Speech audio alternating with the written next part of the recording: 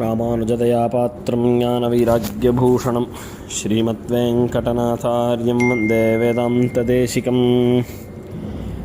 பெருமாள் திருமொழியில் 10வது தசகம் அங்கனிடுபதில் அனுபவிச்சுட்டு வரோம். கைகேயினுடைய ஒரு துர்புத்தியினால் பெருமாள் காட்டுக்கு எழுந்தருள்றார். அங்கே பரதனுக்கு பாதுகைகளையும் ராஜ்யத்தையும் பெருமாள் அனுகிரகிச்சுட்டு அந்த இடத்துலையே பெருமாளால் இருக்க முடியல.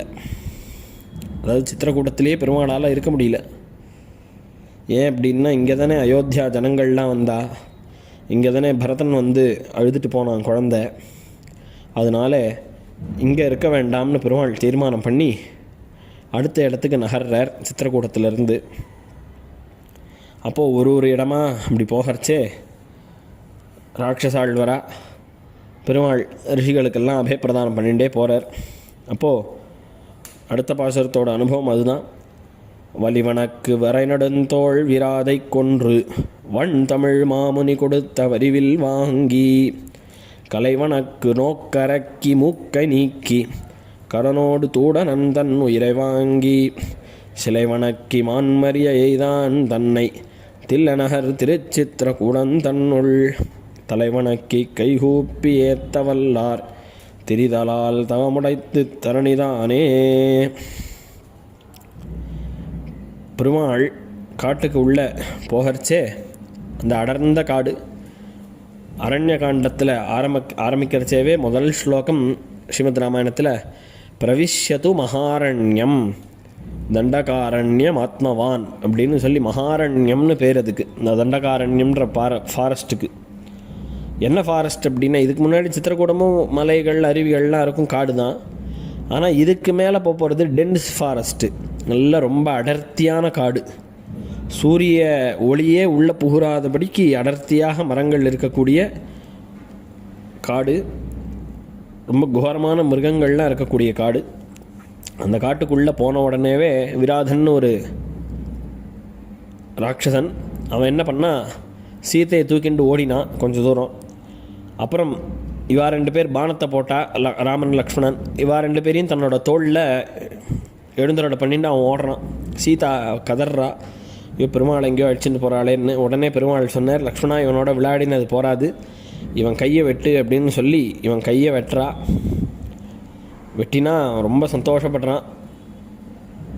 இவனை என்னை புதைச்சுடுங்கோ, அப்போ தான் எனக்கு சாப விமோச்சனம், நான் ஒரு கந்தர்வன், எனக்கு சாப வசத்தினால நான் இப்போது ராட்சசனாக இருக்கேன் அப்படின்னு விஷயத்தெல்லாம் சொல்கிறான்.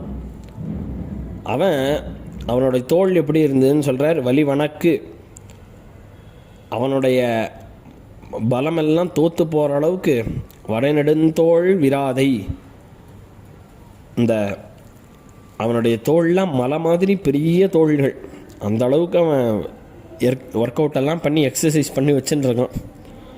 அந்த தோள்கள் உடைய விராதனை சம்ஹாரம் பண்ணார் பெருமாள். பண்ணி அப்படி ஒரு ஆசிரமத்துக்கும் போகிறார். வால்மீகியோட ஆசிரமத்துக்கே போகிறாருன்னு வால்மீகியை வர்ணிக்கிறார். அப்புறம் சுதீக்ஷ்ணர், அகஸ்தியர், அகஸ்திய பிராத்தா, இவா எல்லார் ஆசிரமத்துக்கும் போகிறார். அப்போ அகஸ்தியர் ஆசிரமத்துக்கு போகிறச்சே பெருமாளை விஷ்ணுவுக்கு எந்த இடத்துல ஸ்தானமோ அவாத்தில் ஒரு மூலை இருக்குது. அக்னி மூலை, வருண மூலை, வருணனுக்கு ஸ்தானம், சிவஸ்தானம், இந்திரஸ்தானம்னு அதில் விஷ்ணுவோடைய ஸ்தானத்தில் நிற்க வச்சு பெருமாளுக்கு உபச்சாரங்கள்லாம் பண்ணுறாருன்னு. அப்போ உடனே ஆயுதங்கள், தன்னோட ஆயுதங்களெல்லாம் பெருமாளுக்கு சமர்ப்பிக்கிறார். அதில் வன் தமிழ் மாமுனி கொடுத்த வரிவில் வாங்கி விஷ்ணு தனுசுன்றதை அகஸ்தியர் கொடுக்குறார் பெருமாளுக்கு. அதுதான் தமிழ் மாமுனின்னு. அகஸ்தியர் தமிழுக்கு இலக்கணங்கள்லாம் வகுத்தவர், அதனால் அவர் தமிழ் மாமுனி அப்படின்னு இவருக்கு தான் பேர். மாமுனின்னா அகஸ்தியர், தமிழ் மாமுனி. அப்படி அப்பேற்பட்ட ராமனுக்கு அகஸ்தியர் ஒரு தரிசனீயமான வில்லை வாங்கி, ஒரு பார்க்கறதுக்கே ரொம்ப அதிசயமாக இருக்கக்கூடியதான வில்லை கொடுத்தார். இதை வச்சுட்டு நீ ஜெயத்தோடு இரு ராமா அப்படின்னு மங்களாசாசனம் பண்ணார். அப்படி அவரே சொல்கிறார். இங்கே பக்கத்தில் பஞ்சவட்டின்னு ஒரு க்ஷேத்திரம் இருக்குது, அந்த க்ஷேத்திரத்தில் போய் நீ வாசம் பண்ணுன்னு சொல்கிறார். அப்போது பெருமாள் சரின்னு கேட்டுட்டு போகிறார். போய் இருந்தால் அங்கே தான் ஒருத்தி வரா, ஒரு மகானுபாவை. அவள் பேர் ஷூர்பனகான்னு பேர். அந்த ஷூர்பனக்கா பெருமாள்கிட்ட வந்து பார்க்குறா. ஆஹா, இப்படி ஆச்சரியமாக ஒருத்தன் இருக்கானே, இவனை நாம் அடித்து தின்னுடலாமா அப்படின்னு யோசிப்பா. பொதுவாக இந்த ரிஷிகள்லாம் பார்த்தா அந்த தாடிகள்லாம் சரி இன்றைக்கி கார்த்தால பிரேக்ஃபாஸ்ட்டு லஞ்சு டின்னர் இத்தனை பேர் இருக்கா, இத்தனை பேரையும் இந்தந்த வேலைக்கு சாப்பிட்றதுக்கு வச்சுக்கலான்னு யோசிப்பா. ஆனால் பெருமாளை பார்த்த உடனே வேறு விதமாக அவளுக்கு சிந்தை போச்சு. இவரை நாம ஏன் கல்யாணம் பண்ணிக்கக்கூடாது அப்படின்னு உடனே பெருமாள்கிட்ட வந்து சொன்னான். பெருமாள்கிட்ட வரும்போதே வால்மீகியால் தாளலை இந்த காம்பினேஷனை பார்க்குறதுக்கு. அவர் வால்மீகி இவாளுக்கு ஒரு மேட்சிங் பார்க்குறார். இந்த இப்போ ஜாதகத்தை வச்சு நட்சத்திர பொருத்தம் இருக்கா, இந்த பொருத்தங்கள்லாம் இருக்கான்னு பார்ப்பா. இந்த ஸ்கூல் பசங்கள்லாம் என்ன பண்ணும், ஃப்ளேம்ஸ்ன்னு போடும் அவள் பேர் வச்சுட்டு. அந்த மாதிரி பண்ணி பார்க்குறாளோ இல்லையோ, மாதிரி வால்மீகி ஒரு இது பண்ணுறார். என்ன போடுறார் அப்படின்னா இவாளுக்குள்ள கம்பேரிசன் என்னென்ன ஒத்து போகிறதுன்னு பார்க்குறார். சரி, முகம் ஒத்து போகிறதா ரெண்டு பேருக்கும் அப்படின்னா சுமுகம் துர்முகி ராமம். பெருமாளுடைய திருமுகத்தை பார்த்தாலே ஆச்சரியமாக இருக்குது. இவன் மூஞ்ச பார்த்தாலே சுற்றி போடணும் நம்மளுக்கு. துர்முகி விருத்தமத்தியம் மகோதரி. பெருமாளுக்கு அழகாக 6 பேக்ஸ் மாதிரி அழகாக தொப்பையே இல்லாத இருக்குது. இவளுக்கு 4-5 மெத்தையை வச்சு ஒன்றா கட்டினா மாதிரி இருக்குது வயறு. மகோதரி விஷாலாட்சம் விரூபாக்ஷி. பெருமாளுடைய திருக்கண்கள் நீண்டு காது வரை நீண்ட திருக்கண்களை உடையதாக பெருமாள் எழுதியிருக்கார். இவ கண்ணை பார்த்தா இந்த 0 வாட்ஸு பல்பு இருக்குமே, அந்த பல்பு ரெண்டையும் மாட்டி வச்ச மாதிரி இருக்குது. அந்த அளவுக்கு இவளுடைய கண் இப்படி இருக்குது. அடுத்த மேட்ச்சு சுகேஷம் தாமிரமுர்தஜா. பெருமாளுடைய திருமுடியானது 3 முறை சுழண்டு நெத்தி வரை படர்ந்து இருக்கக்கூடிய திருக்கேசங்கள் பெருமாளுக்கு திருமுடி. அதில் அது ஜட்டையாக போட்டுன்னு இருந்தாலும் பார்க்குறதுக்கே அழகாக இருக்குது. இவளோடது எப்படின்னா தாமிரமுர்தஜா. இவ கிடைக்கக்கூடிய ஷாம்பு கண்டிஷ்னர் என்னென்னோ சொல்கிறா தலைக்கு போட்டுக்கிறதுக்கு, டையி எல்லாத்தையும் போட்டு இவளுக்கு எல்லா முடியும் கொட்டி போயிருக்கு. அது அந்த கொட்டி போன முடியிலையும் இவ ஏதோ கலர் அடிச்சுட்டு இந்த தலைக்கு கலர்லாம் பண்ணிக்கிறாளே, அந்த மாதிரி ஏதோ கலர்லாம் அடிச்சுட்டு கன்றாவியாக இருக்குது பார்க்குறதுக்கே. தாமிரமுர்தஜா. அடுத்த காம்பினேஷன் சொல்கிறேன். தருணம் பிரீத்தி ரூபம் விரூபாசா சுஸ்வரம் பைரவஸ்வராக. பிரீத்தி ரூபம் பெருமாளை பார்க்குறதுக்கே ஆச்சரியமாக இருக்குது. விரூபாசா, அவளை பார்த்தாலே நம்மளுக்கெல்லாம் 3 நாளைக்கு ஜுரம் வந்துடும், அந்த அளவுக்கு அவள் ரூபம். சுஸ்வரம் பைரவஸ்வரா. பெருமாள் மத்த ஹம்சஸ்வரஸ்ரீமான்னு ஹம்ச பறவை எப்படி சத்தம் போடுமோ அந்த அளவுக்கு பெருமாளுடைய குரல் இனிமையாக இருக்கும். பைரவஸ்வரா. இவளுடைய குரலே பேசினாலே அப்படியே நாய் குலைக்கிற மாதிரி, நாயெலாம் ஊடையிடுமே அந்த நரி ஊடையிடுற மாதிரி இவளுடைய குரல் இருக்குது. தருணம் தாருணாவிருத்தா தட்சிணம் வாமபாஷினி. தருணம் பெருமாள் வந்து யங்காக இருக்கார். இவ தாருணாவிருத்தா. இவ வயசானவ கிழவி மாதிரி இருக்கா. அப்படி மாத்திரம் இல்லை, தட்சிணம் வாமபாஷினி. பெருமாள் எப்பயுமே பிடிச்சவராக இருப்பார், எல்லாருக்கும் பிடிக்கிறவராக இருப்பார். இவ வாமபாஷினி. இவளுக்கு எல்லாமே குதர்க்கமாக பேசுறது தான் பிடிக்கும். இவளுடைய குறுக்கெடாக இருக்கான்னு அர்த்தம் வச்சுக்கோங்க. நியாயவிருத்தம் சுதுர்விருத்தா பிரியம பிரியதர்சனா. பெருமாளுக்கு நியாயமாக இருக்கணும், தர்மத்தை தாண்டி வேறு எதுலையும் சிந்தை இருக்கக்கூடாது. இவளுக்கு சுதுர்விருத்தா, அப்படியே ஆப்போசிட்டு. இவ வந்து குரூரமான புத்தியோட அதர்மத்திலேயே தான் நோக்கு இவளுக்கு. பிரியம் அப்பிரிய தரிசனா. ஷரீரஜ சமாவிஷ்டா ராட்சசி வாக்கியம் அப்ரவீத் அப்படின்னு சொல்லி இப்போ ஏற்பட்ட ராட்சசி பெருமாள்கிட்ட பேச ஆரம்பித்தான்னு வால்மீகி இந்த காம்பினேஷன்லாம் போட்டு 9 பொருத்தம் இருக்கா. அப்படின்னு இந்த கட்டங்கள்லாம் எழுதி இவர் பார்த்துருக்கார். ஆனால் ஒரு பொருத்தம் கூட இல்லை 9ல்.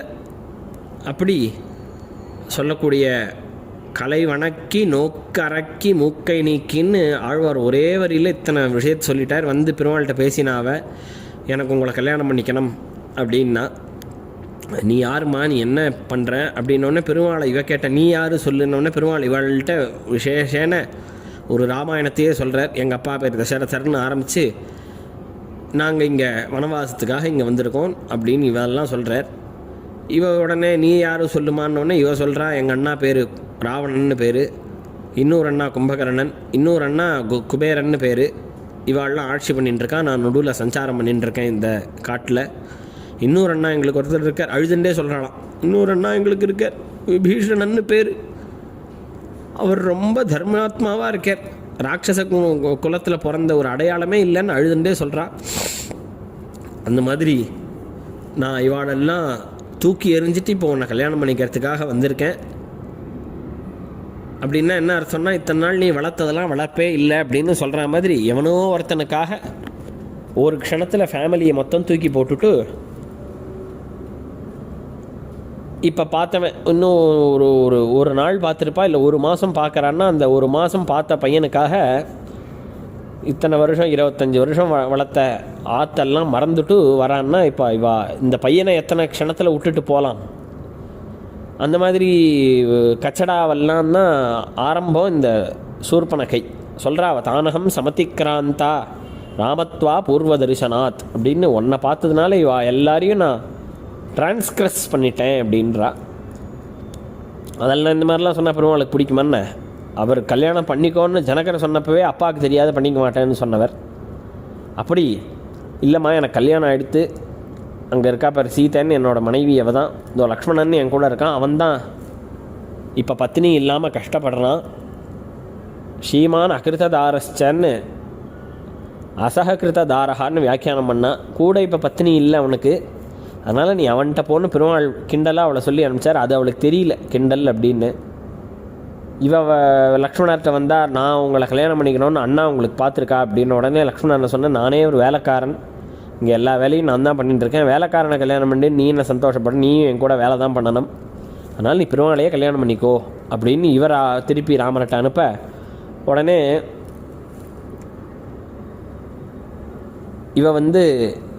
இவ விளையாட்டு காமிக்கிறா அப்படின்றத தெரிஞ்ச சூர்பனகை, இந்த சீதை இருக்கிறதுனால தானே நீ என்னை கல்யாணம் பண்ணிக்க மாட்டேங்கிற, இந்த சீதையை நான் சாப்பிட்டுடுறேன் அப்படியே அப்படின்னு சொன்ன உடனே லக்ஷ்மணா, இந்த மாதிரி துர்புத்தியுடைய ராட்சசால்கிட்ட விளையாடக்கூடாது, பாத்தியா சீதை என்ன பண்ணுறான்னு, போய் அவளை காப்பாற்றுன்னு உடனே லக்ஷ்மணன் இளைய பெருமாள் கத்தியை வச்சுட்டு அவருடைய மூக்கையும் காதையும் அறுத்த உடனே இவன் நேராக போய் இந்த கரண் திரிசிரஸ்ஸு தூஷணன் அப்படின்னு இங்கே ஒரு செட் ஆஃப் ஆர்மியை வச்சுருக்கான் ராவணன். அந்த ஆர்மி கிட்ட போய் சொல்கிறா, இந்த மாதிரி ராமன்னு ஒருத்தன் இருக்கான், அவன் இந்த மாதிரி என்னை மூக்கை அறுத்து அசிங்கப்படுத்திட்டான் அப்படின்னு சொல்லி சண்டையை மூட்டி விட, முதல்ல 14 ராட்சசர்கள் பார்த்துட்டு போகிறா. பார்த்துட்டு திருப்பி ரிட்டர்ன்லாம் போக முடியல அவளால். வந்த உடனேவே சம்ஹாரம்.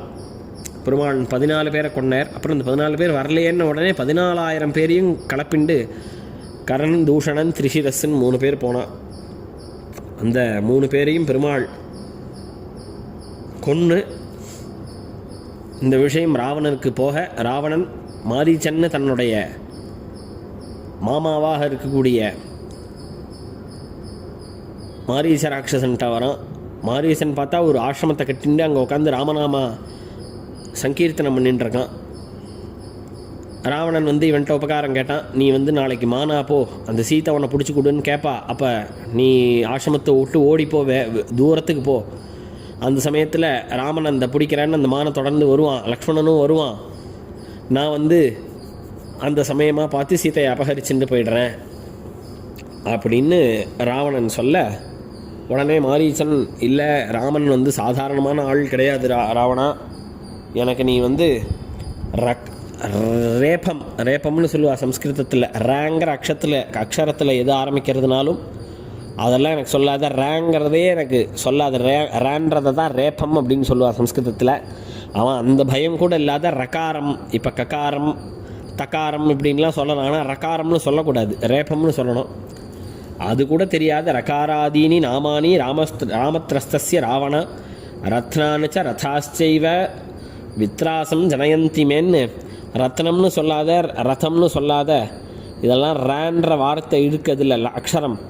எனக்கு ரேன்னாலே ராமன் ஞாபகம் தான் வருதுரா ராவணா, அவன்கிட்ட வாங்கின அடி அப்படி, நீயும் போகாத அப்படின்ன உடனே என்ன ராவணன்னா விளையாட்டுன்னு நினச்சிட்டு இருக்கியா, நான் யார், என்னுடைய வைபவம் என்ன அப்படின்லாம் சொல்லி நீ இப்போ எனக்கு ஹெல்ப் பண்ணலன்னா உன்னை இங்கேயே சிரச்சேதம் பண்ணுவேன் அப்படின்னு ராவணன் சொல்கிறான்.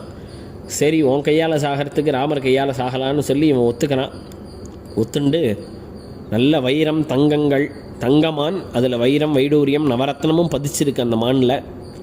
அந்த மான் மாதிரி வந்து ஆசிரமத்து வாசலில் ராமர் தங்கியிருக்கக்கூடிய ஆசிரமத்து வாசலில் நிற்கிறார். சீதை இதை பார்த்த உடனே ஆகச்ச பத்ரம் வை ஆரியபுத்திர சகானுஜகான்னு லக்ஷ்மணர் ராமர் 2 பேரும் வாங்கோ இங்கே, இந்த மானை பாருங்கோ எவ்வளோ ஆச்சரியமாக இருக்குது அப்படின்னு சொல்லி கூப்பிட்ட உடனே பெருமாள் பார்க்குறார். இது உனக்கு வேணுமான்னு கேட்டோடனே ஆமாம் எனக்கு வேணும், நான் இதை அயோத்தியாவுக்கு எடுத்துன்னு போய் நான் கௌசல்யா அம்மாவுக்கு கொடுக்கலாம் நம்போ அப்படின்னு சொன்ன உடனே பெருமாள் சொன்னார், 2 பேரும் முதல்ல உள்ளே போங்கோ, இது மான் கிடையாது, இது ஒரு ராட்சசன், அவன் பண்ணுற வேற மாரீசன்னே சொல்லிட்டார் லக்ஷ்மணன். இந்த மாதிரி ஏவம் ரத்ன விசித்திரோசௌ மிருகோ நாஸ்தி மிருகோன்றிருப்பா, பெருமாள் உமக்கு தெரியாதா இந்த மாதிரி ஒரு மிருகம் ஜகத்தில் உண்டான்னு? அப்போ இது ஒரு மிருகம் இல்லை, ராட்சசாளுடைய சூழ்ச்சி. ஏற்கனவே நம்ம ராட்சசாள் 14,000 பேரை நீர் சம்ஹாரம் பண்ணியிருக்கீர். இதெல்லாம் தெரிஞ்சு இந்த ராட்சசாள்லாம் திருப்பி ஏதாவது விஷயத்துக்கு வருவா, நீர் அதனால் உள்ளே போங்கோ அப்படின்னு சொன்ன உடனே இல்லை இப்போ ராட்சசனாக தான் இருந்தால் என்ன, அவள் எதுவுமே கேட்காத இப்போ ஒன்று தான் கேட்டிருக்கா, என்ன நான் அதை பிடிச்சி தான் தரப்போகிறேன், நீ என்ன இருந்தாலும் ஆசிரமத்தை விட்டு வெளில வந்து எதுவும் வந்துடாதே, இங்கேயே இருந்து அவளை காப்பாற்று அப்படின்னு சொல்லிட்டு போகிறார் இவர் மாரீச்சன் பின்னாடி. அது ரொம்ப அந்த மான் ஆட்டம் காட்டுறது, காட்டி இது ராட்சசன் தான் அப்படின்னு தெரிஞ்ச உடனே பெருமாள் ஒரு பானத்தை எடுத்து அடித்தார். அடித்த உடனே அது நல்ல பனைமர உயரத்துக்கு மேலே போய் ஹா லக்ஷ்மணா ஹா சீதே திராஹி அப்படின்னு கத்திட்டு, ராமர் குரலில் கத்திட்டு செத்து போயிடுது. பார்த்தா மாரீசன். அப்புறம் பெருமாள் ஐயோ என்னடா இது நம்ம குரலில் கத்திருக்கே, அவளுக்கு எதுவும் ஆகக்கூடாதுன்னு நினச்சிட்டே திருப்பி வர ரொம்ப தூரத்துக்கு வந்துட்டேன். இப்போ இந்த ராமருடைய குரல் மாதிரி கேட்ட குரலை கேட்ட உடனே சீதைக்கு பயம் வந்து கொடுத்து, உங்கள் அண்ணா வந்து ஏதோ ஆபத்தில் மாட்டின்னு இருக்கார், நீ போய் காப்பாற்று அப்படின்னார். லக்ஷ்மணர் உடனே ரொம்ப சிம்பிளாக சொன்னார், குரல் அண்ணாவோடது தான், ஆனால் விஷயம் அண்ணாவோடது இல்லை அப்படின்னர். என்னென்னா ஹா ராமா ஹா சீதே ஹா லக்ஷ்மணா திராஹி அப்படின்னு சொல்லியிருக்கார். குரல் ராமர் குரல்லே தான் மாரீச்சன் கத்தியிருக்கான். லக்ஷ்மணர் என்ன சொல்கிறார், குரல் அவரோடது தான், ஆனால் காப்பாற்றுன்னு எங்கள் அண்ணா வாயிலேருந்து ஒரு நாளும் வந்தது கிடையாது. ஏன் அப்படின்னா திராஹீதி வச்சனம் தேவி எஸ் திராயேத்து திருதசானபி அப்படின்னு. ஏம்மா இந்திரன் முதலிய தேவதைகள்லாம் வந்து எங்கள் அண்ணாட்ட சரணாகதி பண்ணி காப்பாற்றுன்னு சொல்லி அவளெல்லாம் காப்பாத்தின்னு இருக்கக்கூடியவர் காப்பாத்துன்னு சொல்லுவாரா அப்படின்னு லக்ஷ்மணர் கேட்டார். உடனே சண்டை வருது. இப்போ நீங்கள் போகலன்னா நான் கோதாவரியும் பிரவேக்ஷாமி, கோதாவரிக்கு போயிடுவேன், நான் கோதாவரி உள்ளே போய் என்ன பிராணனை நான் மாய்ச்சிப்பேன், நீங்கள் இப்போ கிளம்புங்கன்னு உடனே கிளம்புறார் லக்ஷ்மணர். போய் அவர் ராமரை சேர்றார் லக்ஷ்மணர். நான் தான் உன்னை வரக்கூடாதுன்னு சொல்லியிருக்கேனே அப்படின்னு உடனே இல்லை மன்னி இந்த மாதிரி வார்த்தை சொல்லிட்டா அப்படின்லாம் சொல்லி இவர் வரார். அதுக்குள்ளே ராவணன் வந்து அபரிச்சுட்டு போகிறான். இதுதான் ஆழ்வார் சாய்க்கிறார், சிலவனைக்கு மான்மரிய எய்தான் தன்னை அப்படின்னு சொல்லி இந்த தனுஷை வச்சுட்டு பெருமாள் அந்த மாரீச்சனை சம்ஹாரம் பண்ணார். தில்லைநகர் திருச்சித்திரகூடம் தன்னுள் தலைவனைக்கு கைகூப்பி ஏத்த வல்லார். அந்த பெருமாள் இன்னைக்கு தில்லைநகர் திருச்சித்திரகூடத்தில் உள்ள எழுந்தருளி இருக்கார். அந்த பெருமாளை தலைவனைக்கு கைகூப்பி தலையை குனிஞ்செண்டு கைகூப்பி ஏத்தவல்லார். தலைக்கு என்ன பிரயோஜனம் நமக்கு அப்படின்னா டிவி பார்க்குறதுக்கா அப்படின்னா இல்லை, பெருமாள் சன்னதிக்கு முன்னாடி தலையை குனிஞ்சுண்டு பெருமாளை பிரார்த்திக்கணும், அதுதான் தலைக்கு பிரயோஜனம். அதே மாதிரி கைக்கு என்ன பிரயோஜனம்னா கையை வச்சுட்டு அஞ்சலி பண்ணணும் பெருமாளுக்கு.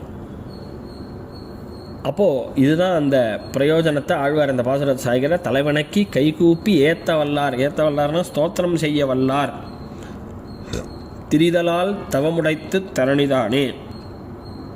இவாள்லாம் இப்போ ஏற்பட்ட பாகவதாள் பெருமாளுக்கு மங்களாசாசனங்கள்லாம் பண்ணி தலைவணக்கி கைகூப்பி ஏத்த வல்லவர்களாக இருக்கக்கூடிய பாகவதர்கள் சஞ்சரிப்பதால் இந்த பூமியானது தவமுடைத்து பாக்கியம் பெற்றதாக ஆச்சு.